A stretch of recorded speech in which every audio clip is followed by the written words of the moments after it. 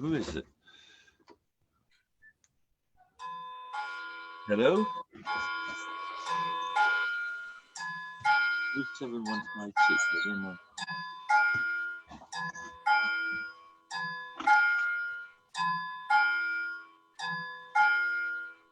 We weten wel nu hoe laat het is. Je weet hoe laat het is, hè, bij mij, ja.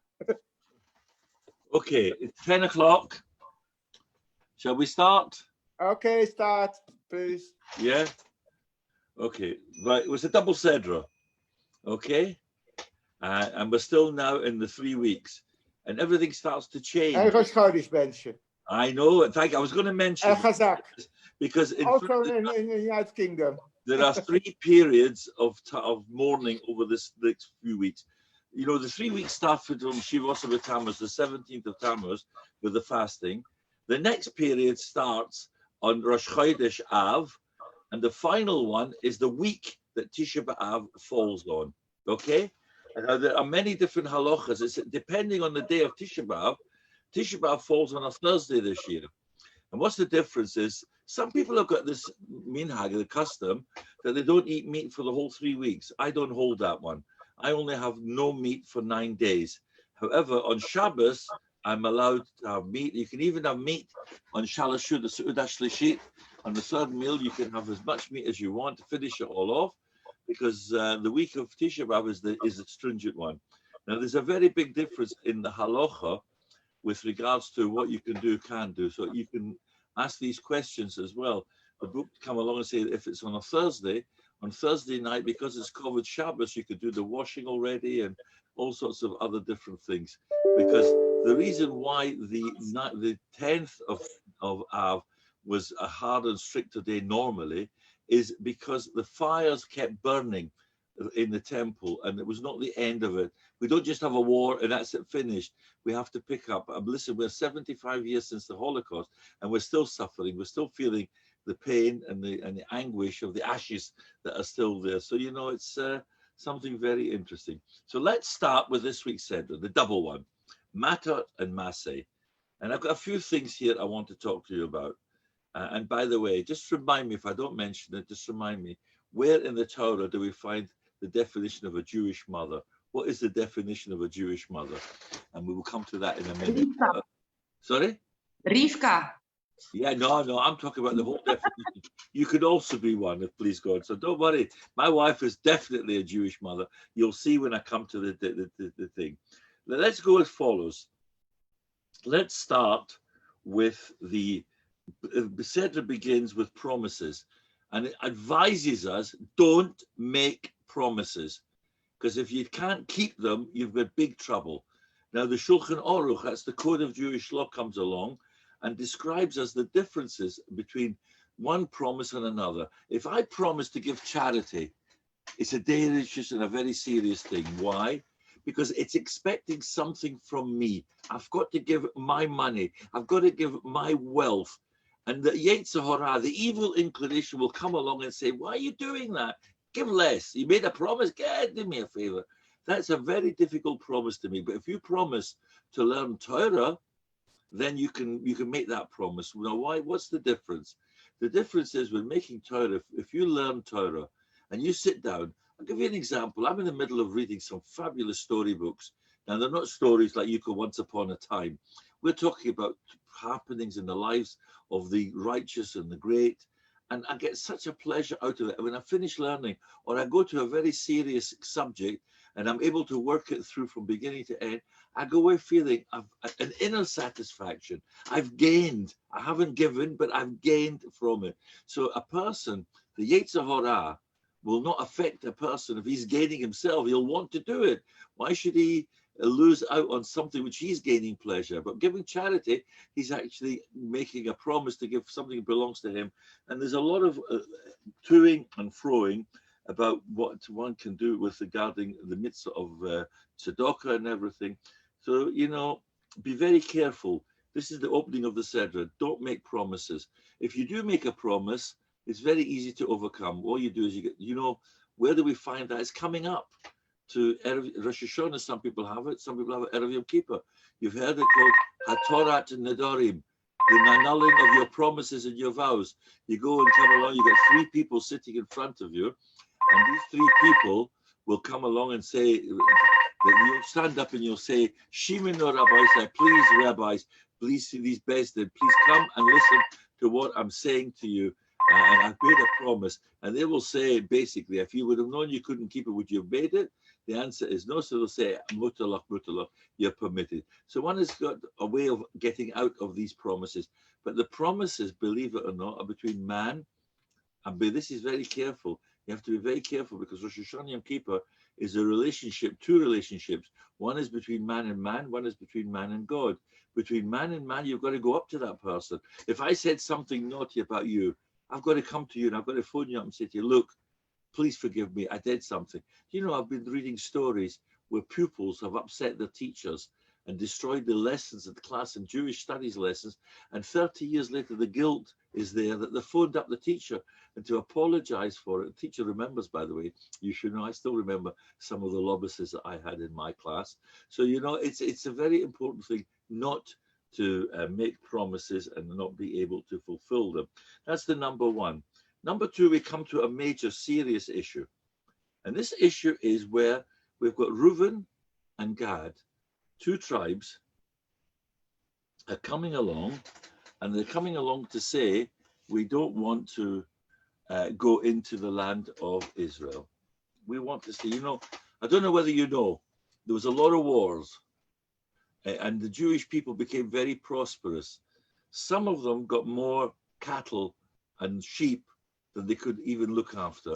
So they were worried. They were about to go into the land of Israel. And they came and they said to Moshe, Moshe, you're not going to be taking us into the land of Israel. You've been stuck out. We want to stay behind with you. We don't want to go into the land.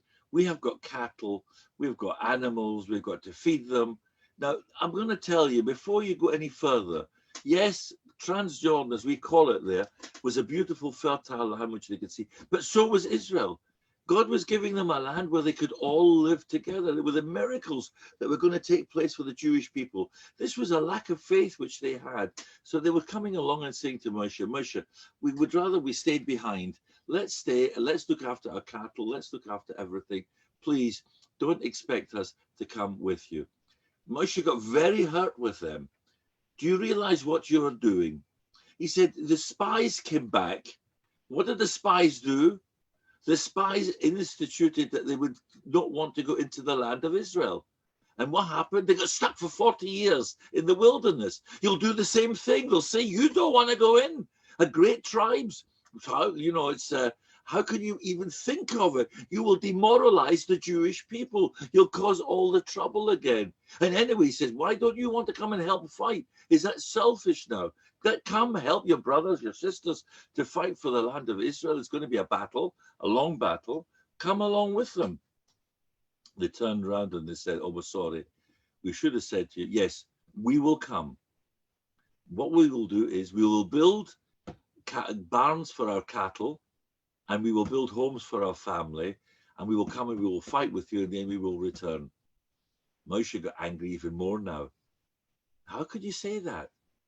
Your priorities are your family, not your cattle. And this is what Rashi tells us. Rashi says Moses changed the whole order. He said, first you'll build homes for your family, then you'll build barns for your cattle and your sheep and everything. Get your priorities correct. That's what he said to them. Now, I'm going to put this to you. You're talking to me about your cattle. You're talking to me about your sheep. And then you agree you're going to go and you're going to fight. What have you got in your mind? You've got your mind, what's the reason why you're going to stay behind? Is because of the cattle. So it was no mistake here. They thought to themselves, we're talking about the cattle. We'll start off with the cattle, and then we'll go on and tell them. But not only will we look after the cattle, of course, we will look after our family and friends. Moshe said, no, it's the wrong priority. If you're going to look after anybody, you've got to look after, number one, the priority. So the question is, which we've got to ask here, what was wrong with it? Why was Moshe so upset? Come on. You were talking about your cattle. Carry on with the cattle. And yet he changed the whole order. I'm going to tell you something. Moshe Rabbeinu was turning around and teaching us a lesson. stop being materialistic. No matter what you're talking about, stop the material. It will bring you down. It will cause your downfall. And it did happen to Reuben, Gad, and Chatzi Menashe. And later on in their history, they were brought down for it. There was no question about it. He was telling us that we've got to be very careful in how we speak to other people. Where do we put our priorities? You know something, when you speak to me and you tell me something, I can tell what's in your mind, your priority. It will be the first question you'll ask. That will be the priority that you're going to talk about. The same thing as well, they were prioritizing their animals before they were prioritizing their families. I'm going to tell you, somebody said to me, you know, I gave a drosha at a wedding, and I said how important family is. So I said that, you know, what does the word family, I don't know if I told you this, family stands for an acrostic, F-A-M-I-L-Y. It's in every language. Father and mother, I love you. You got it? Beautiful. That's family. Father and mother, I love you. That's, what other better way is there? They should have shown that their priorities were their family, not the cattle, not the animals. Later on, they'll deal with the animals. You can do the family, build your homes, and then you build at the back, you build a barn and the rest of it. Moshe was telling them, he was upset with them. This is a lesson. I'm going to tell you, and this is something which I please understand. The Torah was given to us in Shavuos thousands of years ago. But do you know how pertinent the Torah is to us today in this 21st century? You'll see at the end as well of the Sedra. We tell ourselves, don't make promises you can't keep. That's the lesson which we learned today. It's a serious lesson. 21st century, how many people make promises? And we always keep saying, bli neder, bli neder, bli neder. No promise, no promise. Let's not be careful. People,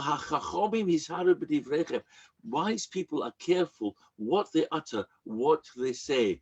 And this is something here as well. And while we're talking, by the way, about acrostics, the word team, together everyone achieves more.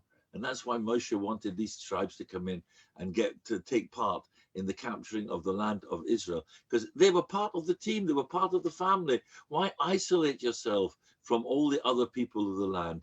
And here comes the next lesson here. We're a part of Klal Yisrael. What has this pandemic taught us? It's taught us to care for other people. Now, I'm going to tell you, there's a big difference between tzedakah and chesed. You know what tzedakah is? I hate the word charity. Tzedakah is an act of righteousness. The money doesn't belong to you, and the money can only be given to the living and to the poor.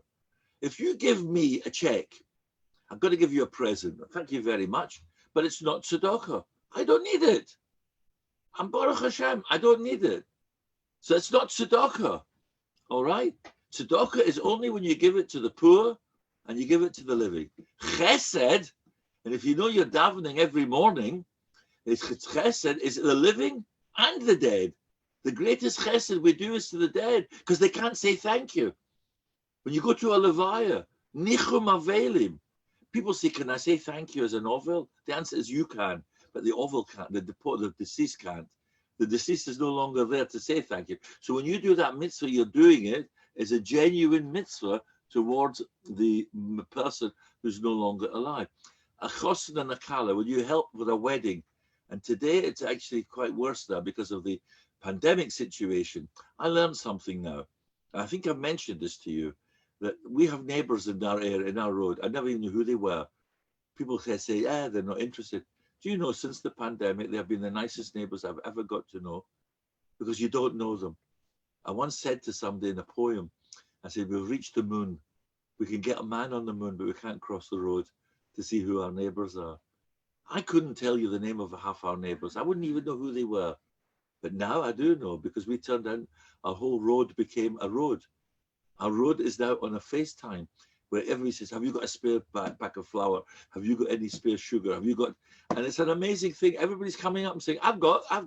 That's chesed. That is chesed. They can afford it. But you're doing that mitzvah because they can't go out and to get it. So you've got a chesed here. Halvoyas hameis. How many people are ill? And you've lifted up the telephone just to say, how are you? Do you know how important that is? That little phone call.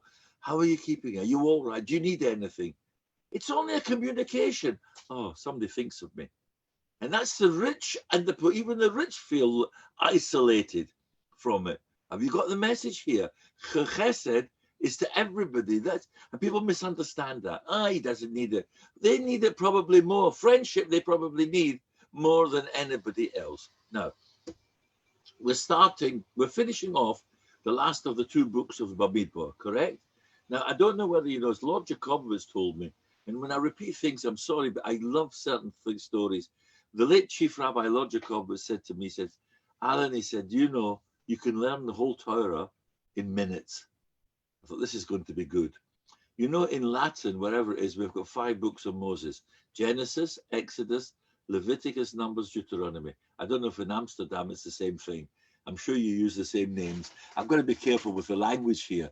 And we've got Bereshit, Shua, Vayikra, Bamidbar, Devarim, correct? The same 5 books in Hebrew. It's got this in Greek, Latin, whatever it is. He said to me, he said, you know, what's the first book called? Listen to this. It's amazing. The first book is called Bereshit. What does Bereshit talk about? Genesis. The beginning. Who you are. Do you know your ancestors? Do you know your roots? Do you know how many people are now doing roots, family trees, to find out who they're related to? I could do it. I'm lost. Because of unfortunately, my wife lost all her family in the camps, her grandparents and everything, gone. But some people come to me and tell me, I'm related to Rashi, I can only tell you, I'm related to Adam and Eve. That I can tell you, that I can guarantee you. Other than that, I can't guarantee you about anything anymore, because I wouldn't know who I was related to. But it's important. I know who my parents are. I know who my grandparents are. And I mentioned that to you. They're all zeros unless you become the one in the front to make them the millionaires. Because you've got to know who your parents are. And everything you do reflects on your family. That's Genesis. Knowing who you are. Knowing where you come from. All right? That is very, very important. Now, I'm going to tell you, even if you're starting your Genesis from now, it's still important that you realize you will be passing off of your genes to the next generation. So your Genesis is important. Remembering who you are, where you belong, and who your family are. Very, very important. But then comes the second book. The second book is called Shemot, which we translate it as Exodus, because it deals with the exodus of the Jewish people from the land of Egypt. The first book deals with Adam, Eve, Abraham, Isaac, Jacob, Moses. Goes right up to the beginning, to the death of the 12 tribes. So we know who our ancestors are. Wonderful. Everybody's got the same ancestors. Okay? Even if you're adopted, Abraham becomes your ancestor. Okay? And that's a very interesting thing, this. Conversion, we become the children of Abraham because he adopts us, he loves us. This is his chesed. So we can turn around and we know who we are. And that's the pride that we can take as well. So the second book is called Exodus. But yet the word Shemot means names. Why do you leave home? Why do you have to remember who you are? And why do we leave home? Why have we got an Exodus? The Exodus is to make a reputation for ourselves, to build our own name. That's what I said to you, the one in the front. It's important that you remember who you are. But remember, please, you can only do that if you make a reputation for yourself. If you've got a good reputation, it reflects on your ancestors. If you make a bad reputation, God forbid, it reflects, God, look at that poor fellows. Look at the child they had to get to contend with.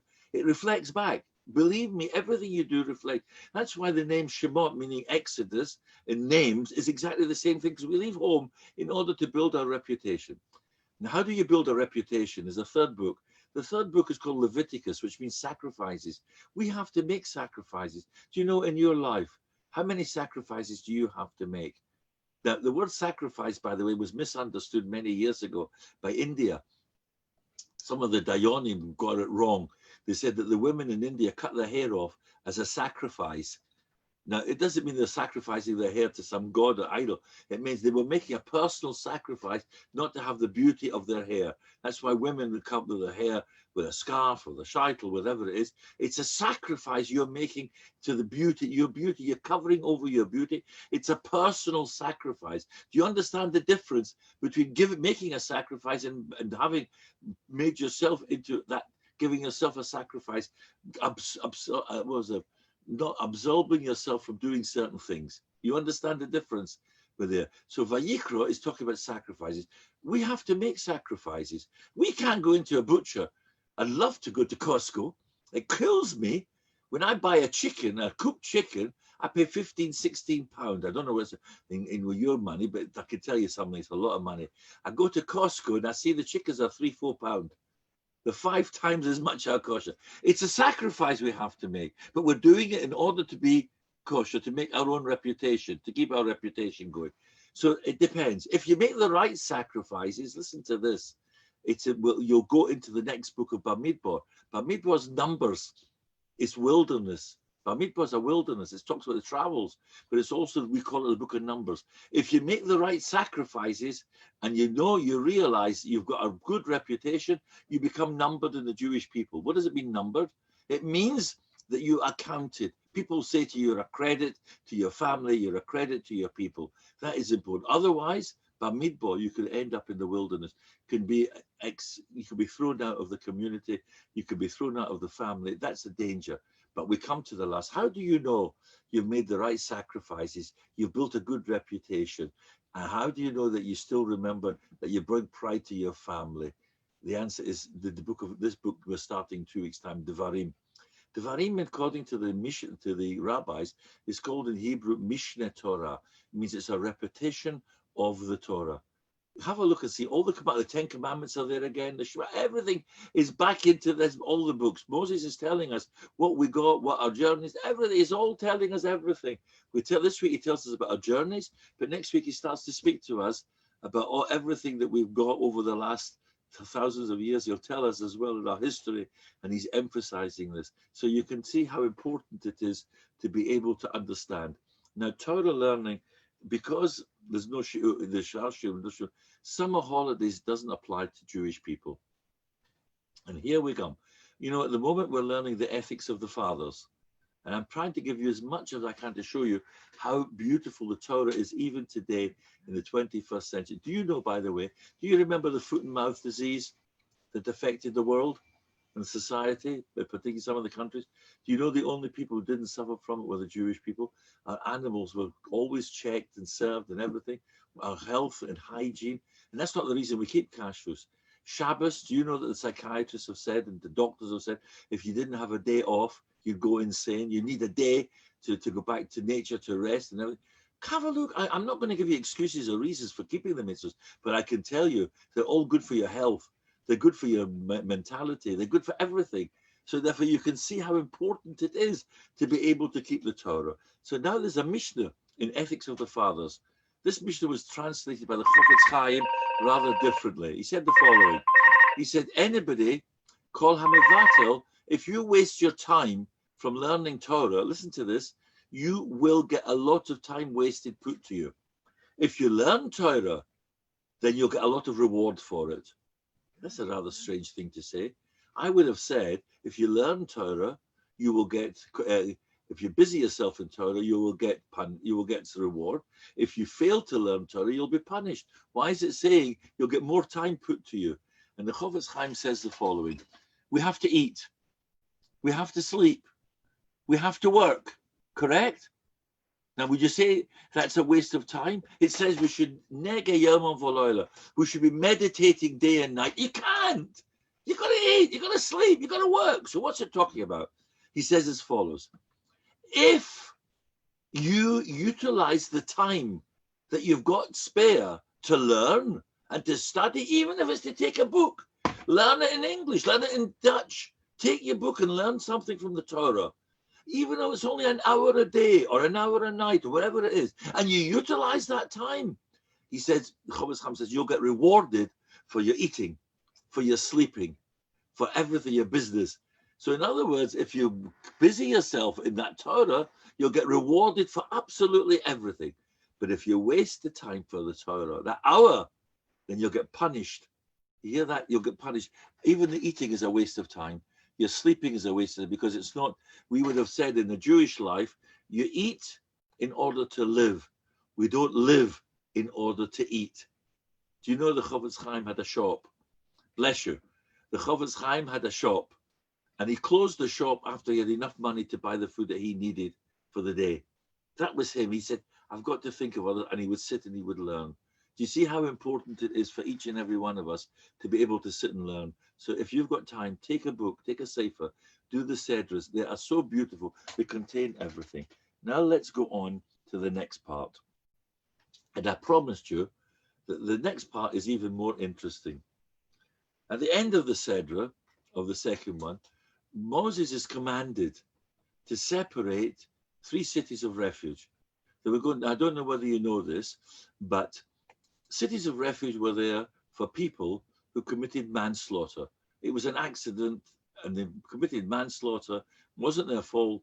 They've got to run away from the families who may come for revenge, and they run to the cities of refuge. These cities of refuge is where they had to remain until the high priest passed away, and then they were allowed to come out. Now, there are a lot of questions I'm going to ask on this. Number one, why do they have to wait for the Kohen Gadol to die? Number two, how did they get to the cities of refuge? Okay. Number three, why was Moses commanded to do it? He wasn't going to go into the land. He wasn't going to finish the mitzvah. There'll be 3 cities here, 3 cities in Israel. What's his bother? None of his business. Forget it. Don't bother. Don't get involved. So let's look at it all individually. And the lessons are for every one of us, even today, into this present day. Number one, if you feel that you can't finish something, your attitude is, why should I bother even attempting to start it? The answer is, don't take that attitude. Whatever you can do, you have a duty to do it, because then somebody else can take it over and finish it. But by you abrogating your responsibility from even beginning to do it, don't turn around and say, what's the point of me if we come for charity? Let's take a best example. And you're getting the bigger mitzvah of giving than they are taking it. And a couple come along and say, we're getting married, we're in a desperate situation, we need X amount. You say to them, look, I've only got X amount of money, I'll give you this. So you turn around and say, well, there's no point in my little bit, it's not going to make any difference. The answer is, it's making a difference. You understand, even that little bit is making a difference. I'm going to tell you, and this is not a permission, the laws of Shabbos. Shabbos has got so many rules and regulations.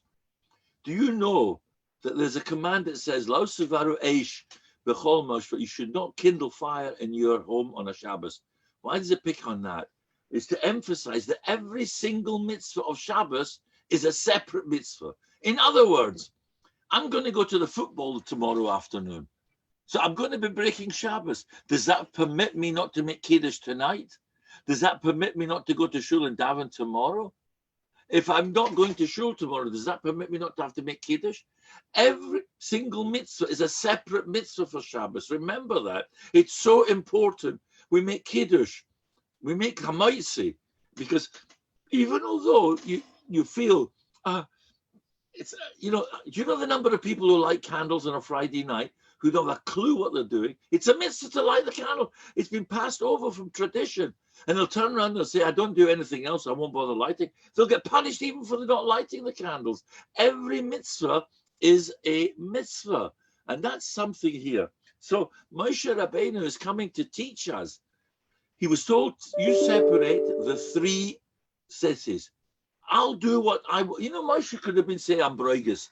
I'm not going in. What do I need to do? It won't come into fruition till they've got the other cities over there. Not interested. And by the way, there were 42 cities were separated, which were given over to the Leviim. What was the difference? Because the Orei Miklot belonged to them as well. The Orei Miklot, the cities of refuge, they could live there free. These people committing manslaughter. The other 42, they had to pay rent, which would be paid over to the Leviim. So you can see there was a lot of cities going over once they got over there.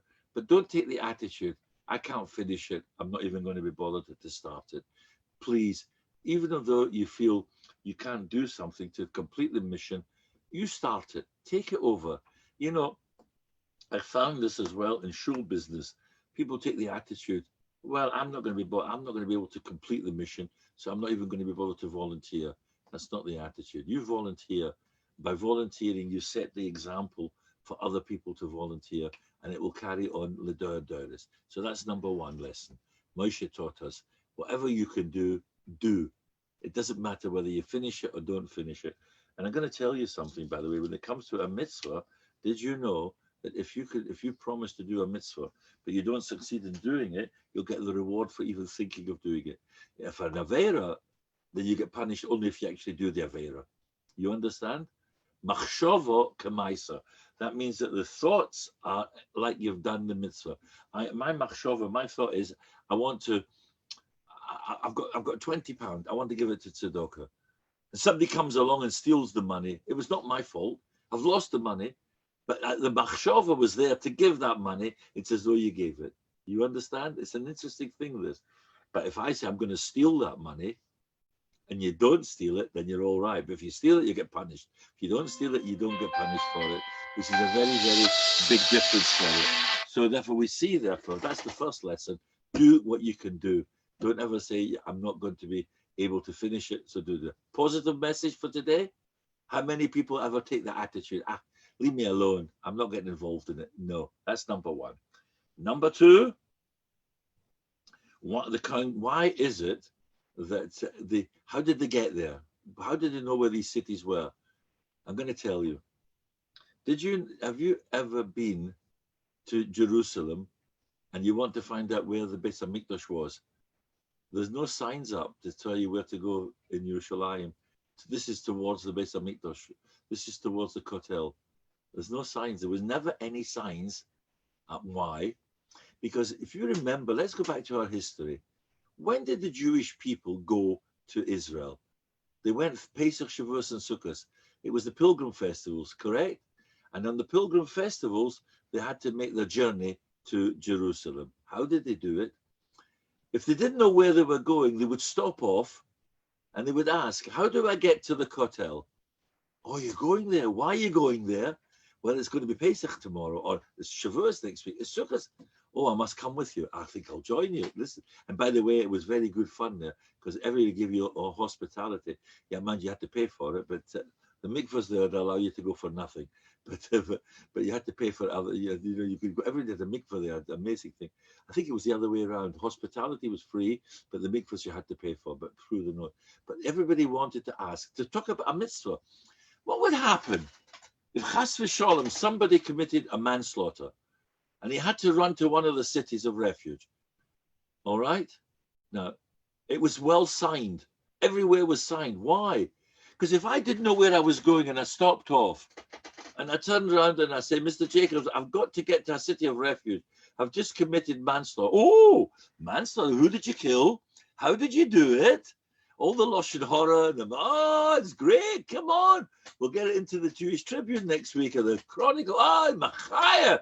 So HaKadosh Baruch Hu insisted, says the Chavetz Chaim, that there'd be no Lashon Hara. Don't ask if you want to go to a simcha and you want to know how to get to the hall, tell them how to get to the hall. You don't need to send directions. But if you're going chas v'shalom, you've done something wrong, oy vavoy in those days, don't publicize it. Keep it shtum. Do you see how clever it is, preventing ourselves from doing an avera? It's an amazing thing, this. It was just a simple thing. Put a notice up on the door, Rechov, Ore Miklot, you could see where you're going this way. If you've done the wrong, run this way, quick. You don't want to get lost. He'll catch up with you. Going to the cities, to the Kotel, Machaya. And by the way, today it applies. Where to I park? Where can I park my car? It's a Machaya. Whenever I go there on a Friday, just to go and visit, I've only got a couple of hours. I've got to my family bring me there. Say, you drop me there, drive around and come back for me. Because you see, this is the beauty. Because people find out where you're going. I'm going to the Kotel. Can I get a lift? It's an amazing thing. You see, when you're doing a mitzvah, you'll get people want to come and join you. Chas v'sholem, an avera, it's Lashon Hara. Okay? So please be very, very careful. That's number two. That's how they got to the Ore Miklot. Next thing, they had to wait until the Kohen Gadol died. Why? What's the Kohen Gadol got to do with it? And here, by the way, I'm going to ask you the definition of a Jewish mother. I'm going to tell you a true story. I was about 16 or 17, and my cousin came from Edinburgh at the time, and we were going Motzei Shabbos. We were going to a Melava Malka. It was a farewell at Bnei Akiva for a couple of Bochrim who were going, and girls who were going off to Eretz Yisrael. Now, my mother said to me, it's going to be late, I know, but I want you home by 11:30. Now, I came home, my father was a baker, and Motzei Shabbos, he would come home from the bakery to make sure everything was done about 3:30 in the morning with all the fresh bread and everything for Sunday for us. We got home, my cousin and I got home, it was about 3:30 in the morning. My mother was still waiting, and my father was waiting for us. Now, what do you think the first thing they said? I was waiting to get a big rob. I was waiting to be told off. Where do you think you've been? First thing came out of her mouth. You had me worried. Have you eaten? That's a Jewish mother. Have you eaten? That was all she was worried about. I was out after Shabbos and Mom, for goodness sake, of course I've eaten. I went to a party. I said, now you can understand the definition of a Jewish mother. My wife, bless us, also gesund sein and stark. The moment she wakes up, what do you want for breakfast? What do you want for lunch? What do you want for supper? Do me a favor. I'm hungry. I'm not hungry. Leave me alone. But she's a Jewish mother. A Jewish mother likes to feed you. Where did that definition come from? Ladies, it's a big compliment. We had to wait. Anybody who went to that city had to wait for the death of the Kohen Gadol, and I'll explain to you in a minute why. But what would happen is that the people who were in that city would pray that the Kohen Gadols, all the Kohanim Gedolim, would die quickly because they wanted to get out. They didn't want to sit. They wanted a reprieve. So the mothers would go, feed them all, and they would say, oh, it's such a lovely mother. She's the Kohen Gadol's mother. Oh, we can't pray for his death. We'll have to wait and see. I see you notice that the Jewish mother, she brings the cat in now. And I tell you, Inga, you know, you have to feed the cat. That's how Jewish we are. The cat gets fed before us. And it's an amazing thing, this. You see how it's even, I hate cats, but never mind. I'm allergic to cats. I had a cat who wouldn't have milk after meat. Amazing. He never had milk after meat. And one day I was sitting eating a peach. I was 5 years of age. It wanted the peach. Why it did it, I don't know. Got a hold of my leg and wouldn't let go, bit my leg. And I tell you, it was really a suffer. I've still got the scar from it. So, you know, but we have to be careful. We're a nation of people who love other people. Not only do we love other people, we love even animals. Today, I'll give you an example. It says if you see the donkey of your enemy is laden down by the burden, you've got to stop and help them, correct? You know that mitzvah, you've seen that. What's that got to do with you? Do you have a donkey? Do we have a donkey? Mr. Franks, do you have a donkey that's overburdened? You have two donkeys. No, I'm not talking about your do me a favor. I'm being serious here. What's your donkey today?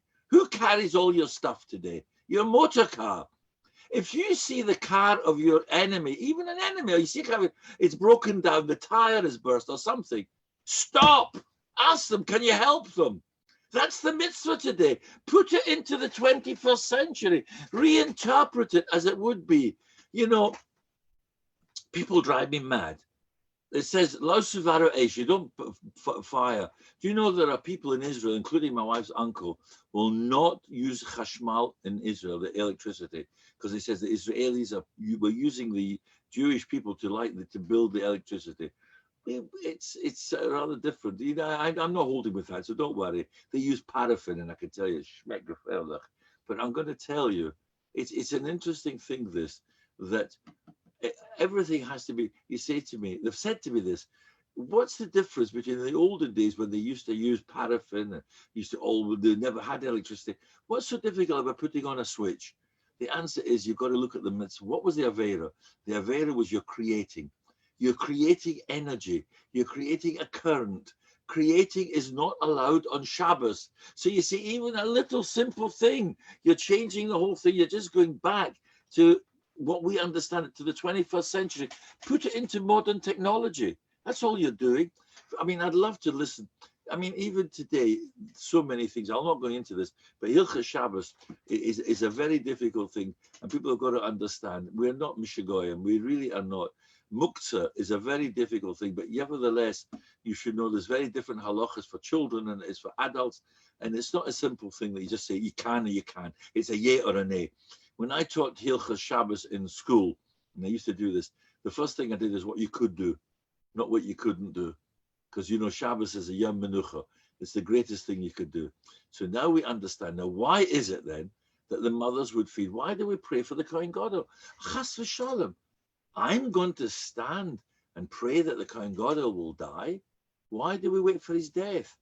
The answer is, if a Kohen Gadol dies while they're still there, it means his duty was to pray for Klal Yisrael.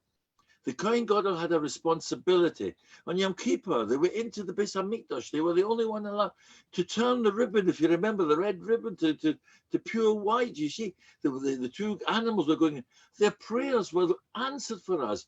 Do you realize the prayers that we offer for Klal Yisrael is unbelievable? At the moment, the pandemic, again, in the Refu'enu, in the Brocha of Refu'enu, if you've got family who are not well, I've got it regularly. And we say to HaKadosh Baruch Hu, please, Shalach Refuah Shalema, send it to L'chayla, and you put the name in, because we're davening in the middle of Shemona Esrei. We're davening for somebody who's a sick person. That's how we do it. We put ourselves over. It's an amazing thing, this. We have to daven for people, not to be selfish. And we don't daven for ourselves. We daven for other people. They used to say, if you daven for somebody else, you'll get the bracha back. So I hope you all win the lottery.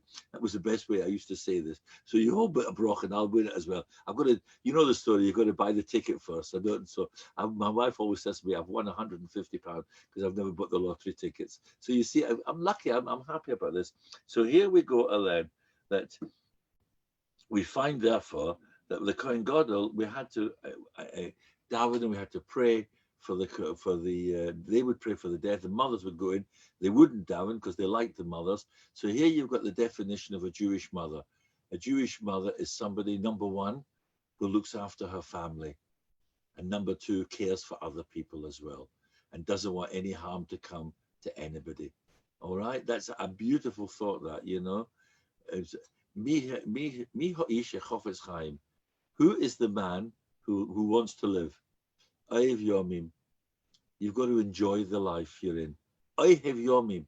We say it means you want to enjoy life. No, you've got to enjoy. You've got to enjoy the life that you're living. Find the pleasures in life. Leroy's Toiv. But look for the good of what's going on. Everybody at the moment is negative, terribly negative. But we should be looking at the positive side of it. That Baruch Hashem, it will end up. The pandemic will end. People will be able to go back to their way of life again. But Ohev Yomim, don't look at the negative. I found, by the way, and I don't know whether you found this, I haven't been to shul since Purim. That was the last time I went to shul, was Purim, okay? And I could say to my wife, she says to me, you should try and find a minyan. I said, no, I'm not taking a risk. It's too dangerous. But why is it such a pleasure? Yes, I missed out. I've missed out on Kriyas HaTorah, and I've missed out on a minyan. I missed out on the yacht site of the Kaddish. I managed to get, when my parents' Kaddish, my brother-in-law had a minyan in the street. He just went out his door and they had a minyan. So they had their Kaddish, but it was not the be all and end all. So what has been the benefit of davening? The benefit is I've taken my time. I've davened every word. I've not been pressurized by the chazan who's 20 paces ahead of me. And I don't have to listen to the goggling of some young schnips who are putting pop tunes into the davening and taking away the whole meaning of the davening. When I moved to this area, I'll never forget it, and he's renowned for it, or the Oshamnus, which we're coming up to, for Slichas, Osham, he put a pop tune to it. We normally daven it, oh, Shamnu. We're crying. He put it a different way. He would come in, Shamnu, Bohogadnu, Go Wazalnu, Dibanu, Doifi. So I went up to him and I said to him, tell me, are you happy you committed all these sins? He said, no. He said, I'm davening, he says, for people who did it, but I know that because we're davening, they'll be forgiven for it. So, Hoshamnu, you may have done something. Hoshamnu, the Aleph, by the way, Beis Gimel, it doesn't mean we've performed a sin. Hoshamnu is Ochalnu, we've eaten something we shouldn't have eaten. How many of us have done that? We've eaten something we shouldn't have eaten. We waited, we thought we were Dutch, we ate a milky for flat. I mean, it's an amazing thing, this, everything that misses. So, it depends on how you look at this. So, as the good thing about it is, that I've been able to daven slowly. The other thing is that I've spent a lot of time with, we've been married, Bali and Hara, 50 plus years. We're getting on in life. And we've always lived together. We've always worked together. Being a Rov, my office was always at home. Where I'm sitting now is my office, but we never used it. If people came with a problem, we would sit in the dining room for coffee or the lounge, never to take them to impersonal to the shul office. This was something. So we knew each other. But you know, it's been a fantastic lesson that how much do we really know each other? We've taken each other for granted. Tell me something. Do you remember the very beginning when I started? I asked you a question. I said, do you like yourself? You remember what I told you to do? To look in the mirror? And do you look in the mirror and you say, do I like what I see? Now, don't tell me I don't like my cheeks, I don't like my face. As somebody said, this woman was, I told you the joke, she was looking in the mirror. She said to her husband, crying, she said, darling, she said, look, I'm putting on weight. She said, I've got a double chin. He says, darling, he said, your eyesight is still perfect. So you got to be careful what you say. So you see, but you know something, do you know how important it is to be able to talk to each other, to discuss with each other? That's why I say to you, look in the mirror, see how you can better yourself. You know something, the isolation doesn't mean you can't lift up a telephone and say, listen, Chaim, are you all right? Is everybody looking after you? If you can't go, I can't go yourself, but I'll get someone to go shopping for you, or I'll do something. You can always do these mitzvahs. These are all mitzvahs that can be done even in isolation. It doesn't mean Shabbos, is it not in isolation?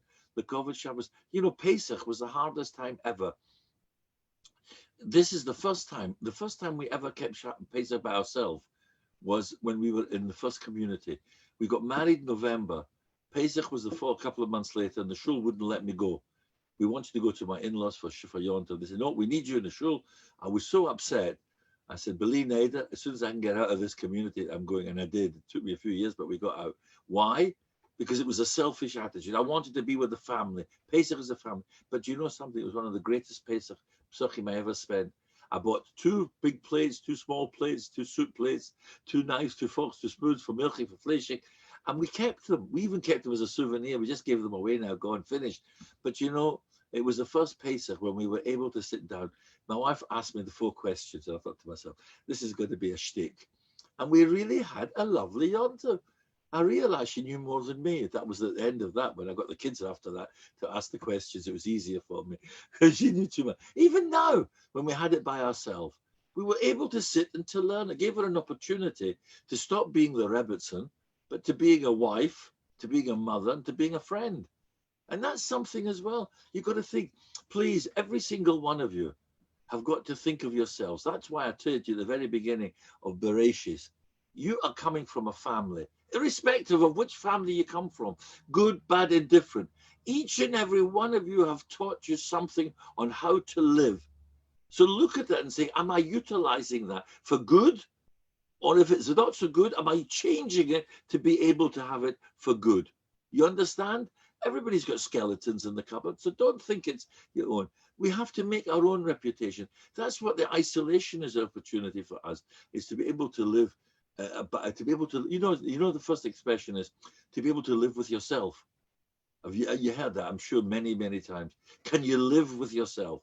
I've done something wrong. Have you done something really wrong? Can you live with yourself with it? Do you have to go and apologize to somebody?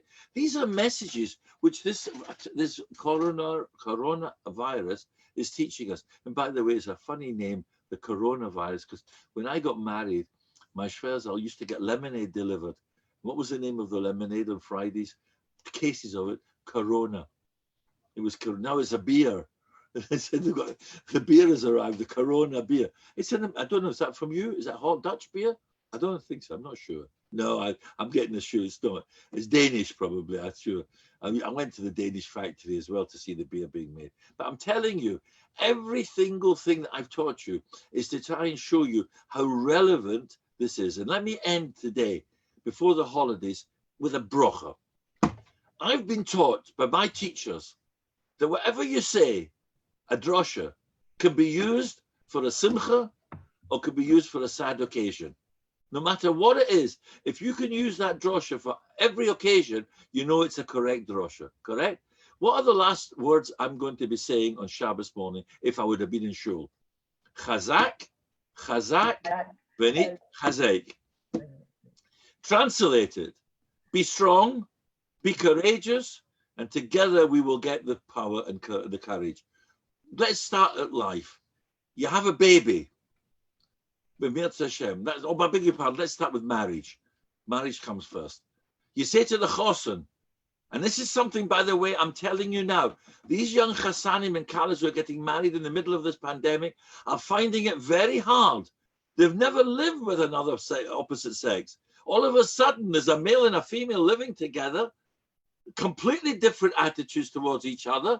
They're not giving 2 meters apart. I hope not. Only in times after a certain time, but they're coming together. It's a difficult situation.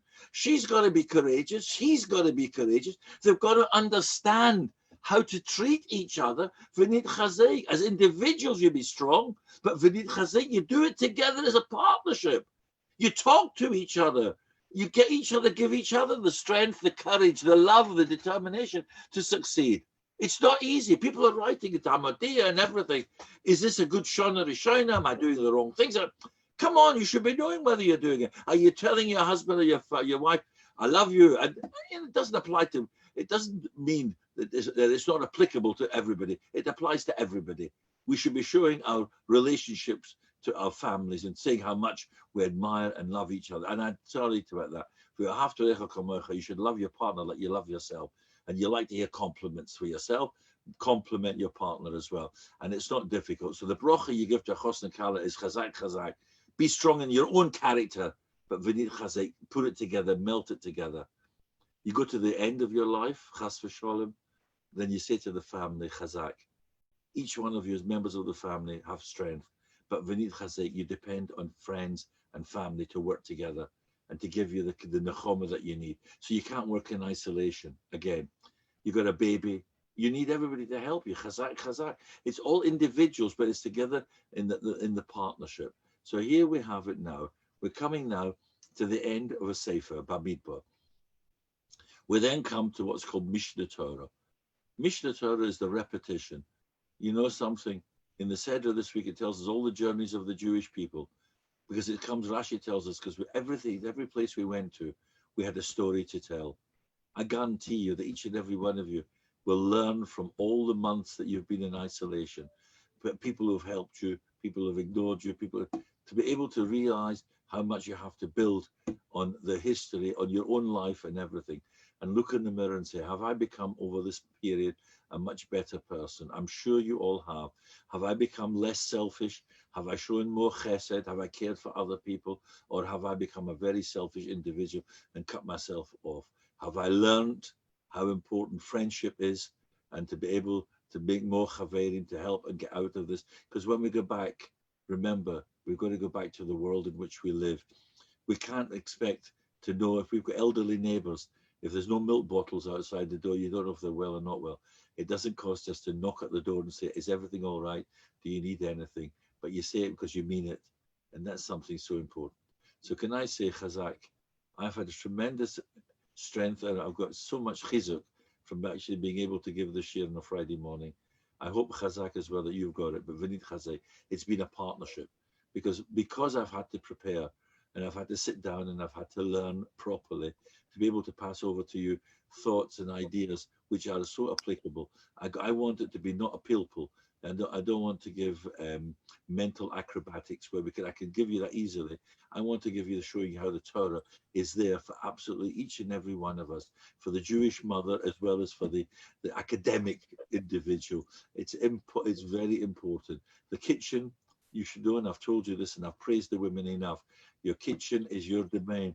Kashrus is your authority. Believe it or not, Taras HaMishpocha, family is your mishpocha, is your priority. What greater mitzvahs? We've got to daven.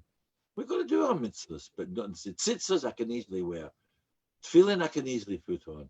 But you know the achrayats that the women have to be able to keep a Jewish home, to be able to build the future, because it's you who have got the genesis, who then build up the reputation of your family. You're the ones who are the strength, the kingpins, because you are the ones who make the sacrifices. Believe me, more than any of us ever make, the women make more sacrifices than any other man will ever make. And Bamidbar, you're numbered, you're important. Don't ever think because you're a woman, and I told you that last week with the brochas, you are an important element to Devorim. I hope in Mitzvah Hashem we'll be able to reinvent it all again and start all over again. Please God, before you under Elul, to be able to start the Torah, a new year, a Shinoi, a different year, a Mazel Dika year. I want you to have a good holiday. I know it's easy to say this, but I want you to have a healthy one. Please be careful. Don't do anything you shouldn't do. And that means that you don't close your eyes and walk across the road and say, HaKadosh Baruch Hu wants me, he'll take me. You know, I'll end with a lovely story. That's me. I was like, I was got a frat. I thought, so I've got a phone I didn't know it existed. You know the story of Moshe Rabbi. There's Moshe, he lived, he said that his friends kept telling him, he was a chassid, a tzaddik and everything. And his friends kept telling him, each time he took off his garb, get rid of your beard, get rid of your strimal, get rid of your bekisha. So he went out and bought himself a beautiful new suit, got a shave and a haircut and a soft hat. And he walked across the road and got knocked over. So he went to the Rabbi, he says, Rabbi, what did you do? He said, you know, I've been the biggest chassid of yours from the day I was born. Oh, he said, Moshe said, I didn't recognize you in your new clothes. So don't change your clothes. Keep to the mitzvahs. Let the Rebbe Shem recognize who you are, and he'll keep you here for many, many more, many years in Mitzvah Shem. So it's Chodesh Tov. It should be a Mazel Dika month, and you know it's Elul, and I beg your pardon, it's Av. Av is the father. We're coming to Tisha B'Av, when we hope it will be the Zamana Mashiach. No, we don't have to. If you remember, I told you with Eov, we don't have to be martyrs. We just have to live with the situation, but live with it in the Torah attitude to the situation. And in Mirz Hashem, we'll go to Elul. Ani l'doidi v'doidi li. I'm for my friend, and my friend is for me. In other words, we'll all love each other in the most beautiful way, because that's the most important thing in life. As I said, and I'll end with team. Together, everybody achieves more. We can't do it on our own. We need partnerships. We need friends. And this has been a wonderful time. I want to thank you all for your friendship. It's been a tremendous couple of months, and I hope in Mirz Hashem we'll be able to carry on again afterwards. Shkoyach, and look after yourself. You're great scholar for everything, and all the best with your teeth, with your mouth. And we hope to see you in good health the beginning of September. Yeah, Amen. Mr. Jacobs, I think some people want my email. So I sent him. I sent to him. Ik stuur je de e-mail van Rav I'm going to Plancey. miss you all. Inga, I'm going to miss Okay, dankjewel. I think you should phone me Friday after the dentist and put the menorah in the window. You know, it's funny that when you look at, why have I caught onto the menorah? Because the menorah represents Torah. Menorah represents light. It represents the studies, the 7 branches of science, technology. We're not afraid to learn science and technology. And it shows you how it's a homogeneous group, but yet we've all got all our different attitudes and the different thoughts, and we've all synthesized together and got together. Been a wonderful, wonderful experience. A big shkoyach. I got more than my fair share on this one, but I gained more, believe me, than you did over this. But thank you very much. Have a fabulous Shabbos and have a great, great Yom Tov. Call right back. I'll speak to you, Elul. That's where we'll come next, okay? Fast well. If Mashiach comes, remember one thing. I taught you something, so help me to get to Yerushalayim. We'll meet up there at the Beis HaMikdash, okay? I'll get you in. I'll get you in. I'll prove that you were learning, and I'll get your front seat. Bye. Bye. Thank you so much. Thank you so much. Absolute pleasure. Wonderful. Bye. Thank you.